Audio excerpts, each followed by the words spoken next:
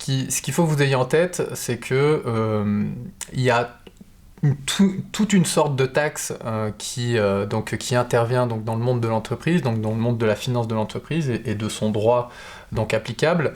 Et donc voilà, vous allez avoir beaucoup de termes différents, mais finalement ils font tous référence à l'impôt et donc du coup à la fiscalité de l'entreprise.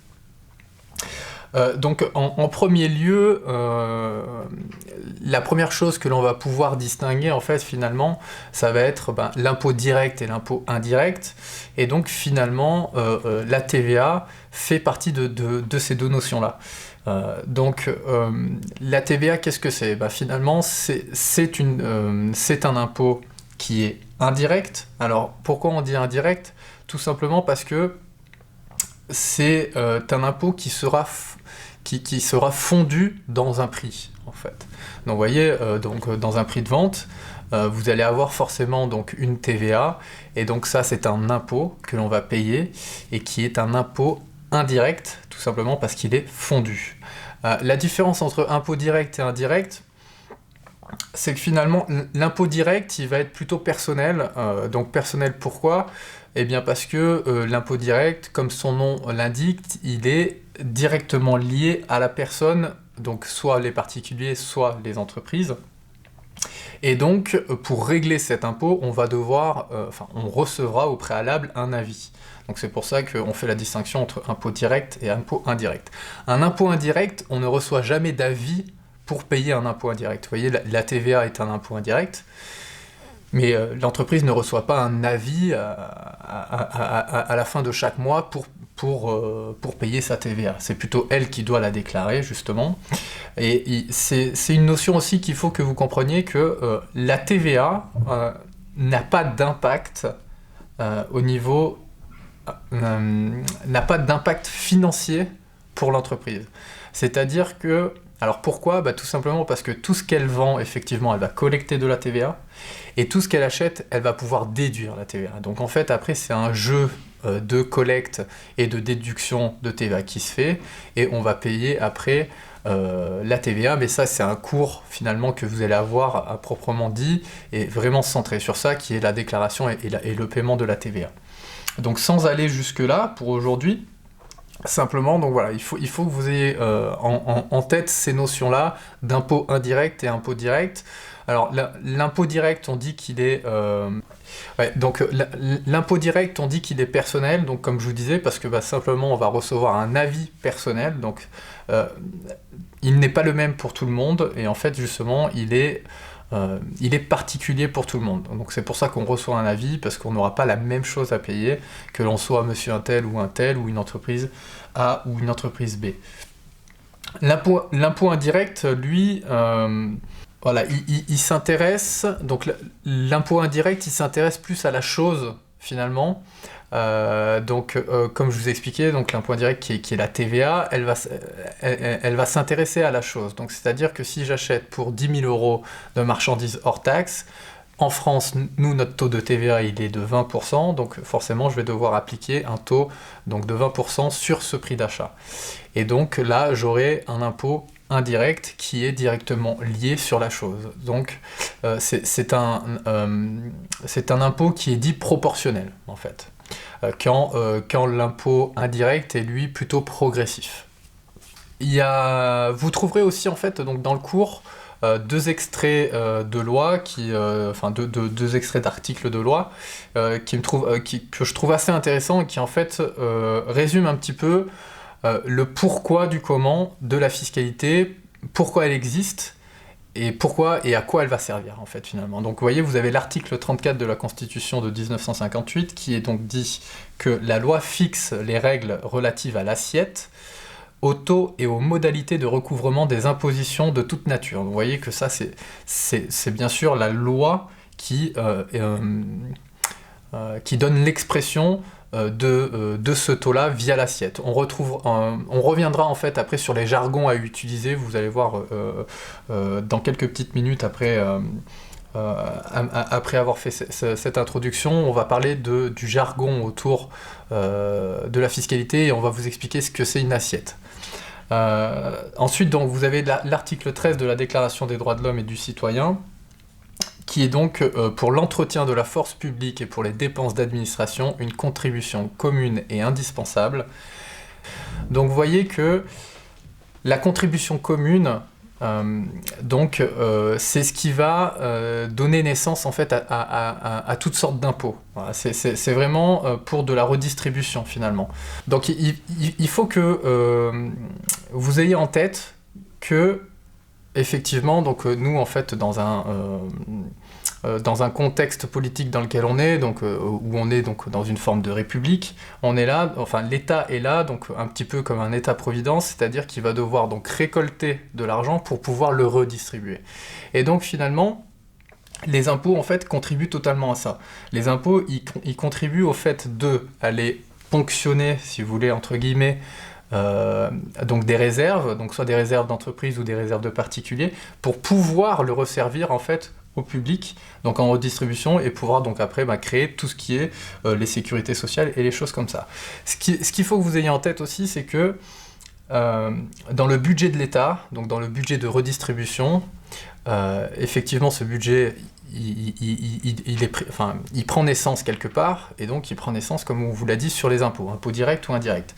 L'impôt indirect, donc, tel que la TVA, représente quasiment 50% du budget de l'État. Donc ça veut dire que, si vous voulez, tous les impôts de société, tous les impôts de particuliers, même à eux deux additionnés, et puis après tous les prélèvements et les cotisations sociales, même si on rassemble tout ça, ça ne fait pas le poids face à la TVA. La TVA, c'est vraiment la source principale de revenus pour un État. La France, nous, on est taxé à 20%, et vous verrez que au fil du cours, vous regarderez qu'il y a une grande distorsion autour des taux de TVA appliqués au sein même de l'Union européenne. Vous verrez que quasiment aucun pays n'a le même taux.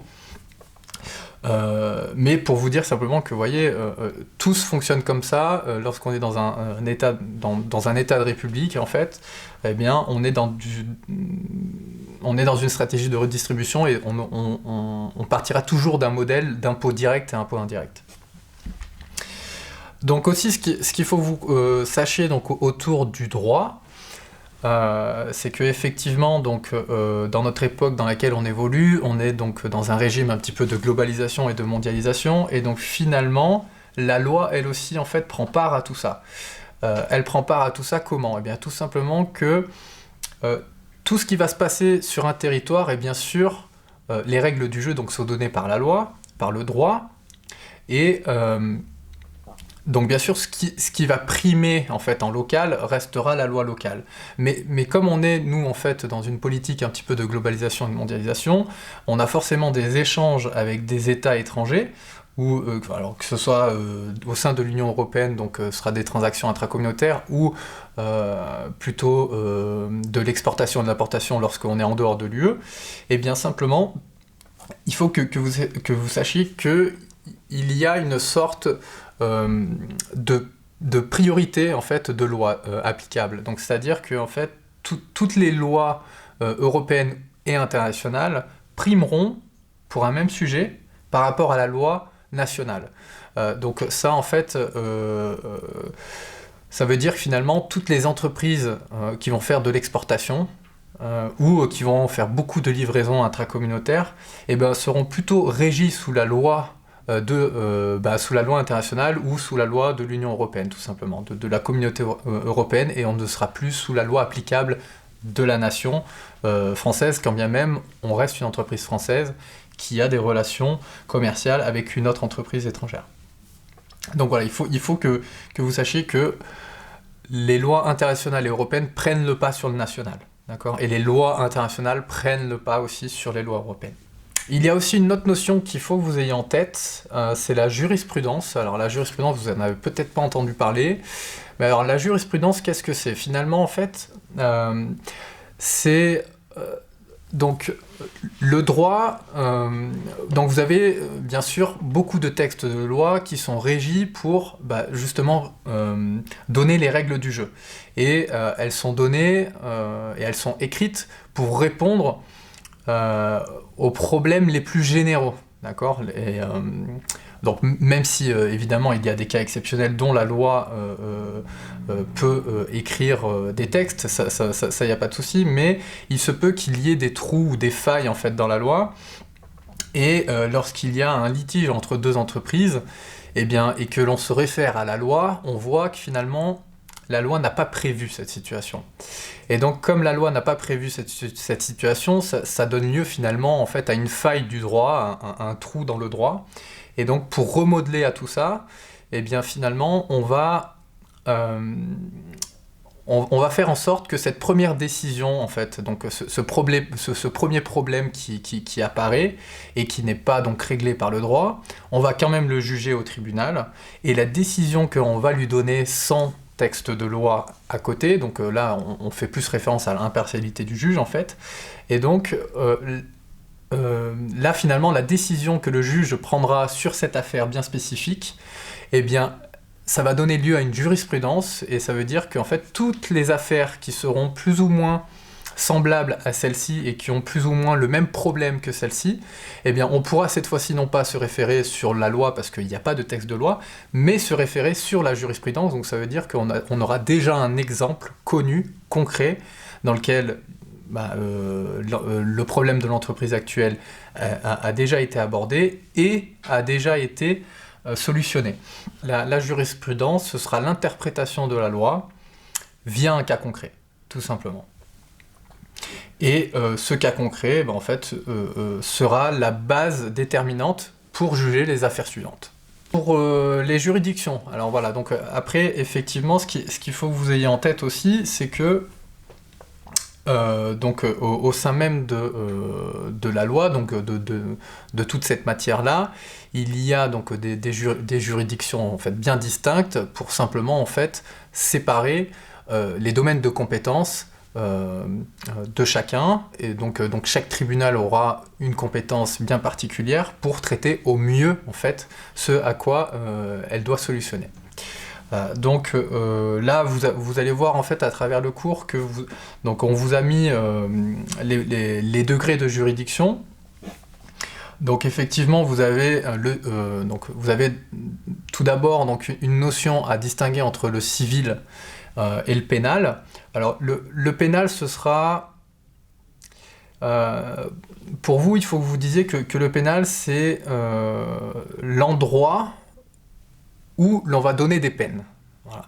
C'est vraiment l'endroit où on va donner des peines. Le civil, c'est plus où on va pouvoir juger et interpréter et solutionner un problème, mais pas forcément en donnant des peines derrière. Le pénal, lui, voilà, c'est un peu la distinction que vous pouvez faire entre donc, le civil et le pénal, quand bien même on peut avoir des affaires d'entreprise au civil et on peut avoir des affaires d'entreprise au pénal. Tout va dépendre après, bien sûr, en fait, de l'importance du problème, finalement. Donc, vous voyez qu'en premier degré donc, de juridiction, vous avez donc le tribunal de grande instance, tribunal d'instance, tribunal de commerce, le conseil des prud'hommes, donc pour tout ce qui est litige, bien sûr, avec les salariés, juridiction de proximité, tribunal des affaires de sécurité sociale. Donc, vous voyez que chaque tribunal a sa propre compétence et, bien sûr, elle s'appuie sur ses propres textes dont son domaine est lié, tout simplement.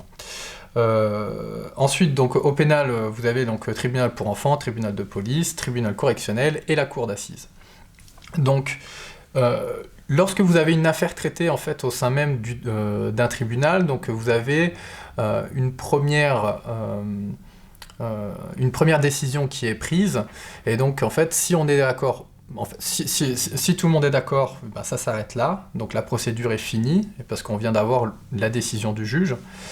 Si un des deux acteurs, donc autant la défense que l'attaque, n'est pas d'accord avec le jugement rendu par le juge, elle peut faire appel. Donc ça, en fait, c'est simplement donc, la cour d'appel. Vous avez une cour d'appel en civil, vous avez une cour d'appel en pénal aussi, et vous avez une cour d'appel d'assises qui est très particulière. Mais bon, ça, après, les assises, c'est vraiment un domaine qui, nous, on n'aura pas forcément égard au sein de la société, en fait. Suite à ça, donc, la cour d'appel va rejuger, si vous voulez, le procès, va refaire un jugement, soit elle suit le premier, soit elle peut même en fait l'aggraver. Donc ça en fait c'est selon la décision à ce moment-là de l'affaire. Donc ça c'est le deuxième degré de juridiction, c'est l'appel. Et encore une fois, si on n'est pas d'accord, on peut faire appel à la Cour de cassation. Donc ça veut dire que là on va demander au tribunal de revenir sur la décision du tribunal d'appel. Mais ce sera le dernier recours que l'on a. La Cour de cassation ne donne qu'un seul jugement et il est définitif. Donc ensuite, vous avez l'organisation de l'administration fiscale. Donc l'administration fiscale, ça va être bien sûr... Alors, qu'est-ce qu'on entend par administration fiscale? Finalement, c'est quoi? L'administration fiscale va devoir répondre à quelles sont les lois qui sont créées, est-ce qu'on en crée d'autres, qui va les créer, qui va devoir mettre en place au niveau local ces nouvelles lois et qui va devoir juger au niveau local ces nouvelles lois. Donc ça, c'est un petit peu l'organisation en fait de cette administration fiscale. Donc vous avez bien sûr l'organisation centrale qui est elle, donc c'est elle qui va clairement rédiger les textes de loi. Ensuite, vous avez l'organisation départementale qui va devoir donc appliquer ces lois, mais au niveau départemental, d'accord? Donc au niveau en fait finalement de la sphère régionale de l'entreprise. Et ensuite, l'organisation locale. Et l'organisation locale, donc là en fait on va avoir une séparation un petit peu plus précise, tout simplement pour avoir des recours avec des délais les plus courts possibles, même si vous le savez que dans le droit les délais restent encore très longs, mais il n'empêche qu'en organisation locale on essaye donc de distinguer quatre sources qui sont donc le SIP, donc ça c'est le service des impôts particuliers, donc pour n'importe quel particulier, dès qu'il a un problème, quelle que soit la nature d'ailleurs de ce problème, et il peut faire référence directement à son service des impôts particuliers. Donc chaque département en a un. Ensuite, vous avez le service des impôts aux entreprises, donc ça c'est exactement la même chose que pour les particuliers, mais uniquement consacré aux entreprises. Vous avez le centre des impôts fonciers, donc là ce sera en fait tout le droit fiscal autour du patrimoine immobilier. Et ensuite, vous avez donc le service de publicité foncière, qui est là encore une fois aussi en rapport avec l'immobilier. Si vous voulez en fait, alors donc à chaque vente d'immeuble, il doit y avoir une annonce, en fait, une publicité. Et donc, tout ce qui entoure ces règles de publicité seront gérées, en fait, directement par ce service-là. Donc, comme je vous disais, vous avez quand même quelques jargons à connaître lorsqu'on parle de droit et de fiscalité.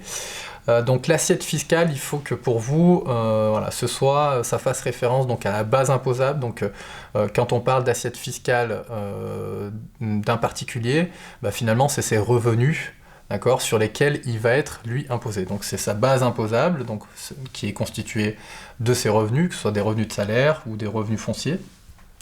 Donc voilà, cette base-là, on appelle ça l'assiette. Ensuite, vous avez liquider l'impôt. Donc quand on dit liquider l'impôt, ce n'est pas le payer, mais c'est calculer l'impôt. Donc simplement calculer l'impôt avec, bien sûr, toutes les références de loi auquel on doit se référer donc, pour calculer cet impôt-là. Et vous verrez au fil donc, des cours de fiscalité comment on va calculer notamment donc, l'impôt sur les sociétés, quels sont les taux qui sont appliqués sur tel ou tel produit et pourquoi il y a une distinction. Donc là, ça, c'est quelque chose que vous allez revoir beaucoup. Liquider l'impôt, c'est un jargon qu'on va répéter pas mal de fois au cours de ces notions de fiscalité. Et ensuite, l'impôt dû. L'impôt dû, c'est simplement votre impôt fois le taux d'impôt. Et donc, c'est votre assiette fiscale, donc votre base imposable, multipliée par le taux qui vous est attribué. Et donc là, ça sera tout simplement l'impôt dû que vous recevez donc, chaque année avec un avis d'imposition. Voilà, il est calculé exactement de la même sorte.